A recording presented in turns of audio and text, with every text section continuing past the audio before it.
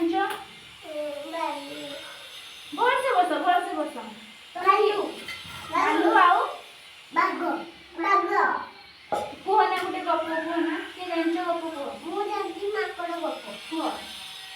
ମାଙ୍କଡ଼ ଦିନେ କୁକୁର ତ ଖାଇଗଲା ତାକୁ। କେମିତି ଖାଇଲା? କିଏ ଭଲସେ ଗୋଟେ ଗପ କହିପାରିବ? ମୁଁ କୁହ आई पळे दुकान କୁହ। ତମେ ଗପ ଜାଣିଛ? ଗପ କିସ ଗପ ଜାଣିଛ? କିଛି ଗପ ଜାଣିଛି। କିସ ଗପ? କୁହ ଗପ। ଯିଏ ଭଲସେ ଗପ କହିପାରିବ ସେ ଭଲ ପିଲା। କୁହ କିଏ ଜାଣିଛ ଗପ ଭଲସେ? ମୁଁ ଆଗେ ହାତ ହଁ ଦେଖି କୁହ ତାହେଲେ। ମାଙ୍କଡ଼ ହେଲା ପାଣି ପିଇତେ ଯାଇଥିଲା। ତାପରେ ଜାମୁକୋଳି ଗଛ ଦେଖାଗଲା। ହଁ ଜାମୁକୋଳି ଖାଇତେ ଖାଇତେ କୁମ୍ଭୀର କେଜାଣି ଜାଣିଛ ଗପ? ତମେ ଆଉ ଗପ ଜାଣିଛ ପରା? କୁହ ଗୋଟେ ଗପ। ଜଙ୍ଗଲରେ ବାଘ ଥିଲା। ଆଜ୍ଞା ହଁ ତାପରେ ତାପରେ ଭଲସେ ବସ ଯେମିତି ଭଲସେ କୁହ ଯେତେ ସମସ୍ତେ ଶୁଣିପାରିବେ ହେଲା। ଦିନରେ ବାଘ ଥିଲା। ସେ ବାଘ ଜଙ୍ଗଲକୁ ଯାଇଥିଲା। ଛୁଆମାନେ ସେଇଠି ଘରେ ଥିଲେ। ଦିନେ ବାଘ ଜଙ୍ଗଲକୁ ଯାଇଥିଲା ଫଳ ଆଣିତେ। ସେଇଠି ଗୋଟେ ବାଘ ଥିଲା। ସେ ବାଘ ଦେଖିକି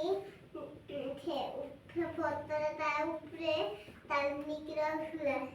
ଦେଇକି ସେଠି ଫଳ ଦେଇକି ଆସୁଥିଲା। ସେ ବାଘ ବାଟରେ ପଡ଼ିଲା। ସେ ବାଟରେ ପଡ଼ିକି ସେ ଫଳ ଛିଡ଼େଇକି ପଳେଇଲା। ତାପରେ ପଡ଼ିକି ସେ ଘରକୁ ପଳେଇଲା। ଘରକୁ ପଳେଇକି ତାକୁ ଫିଟା କରିକି ଦେଲା।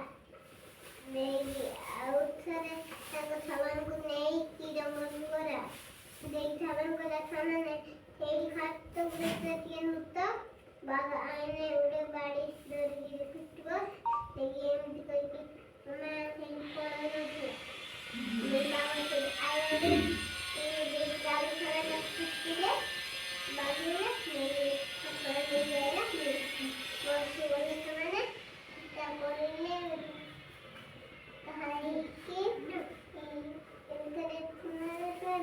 ହଁ ଭଲସେ କୁହ ମତେ ଚାହିଁକି ଭଲସେ। ଖାଇକି ତାକୁ ପିଟିଲେ।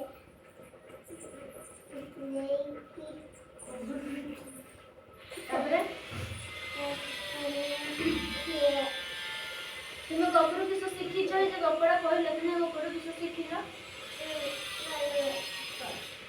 ଶିଖିଛ ଏଇଟା ଥାଉ। ଏଇଟା କେମିତି ବାହାରି ଯାଇଛି ତା ଷ୍ଟିକରଟା ଉଠିଗଲା ସେଥିପାଇଁ। ହଁ ଥାଉ।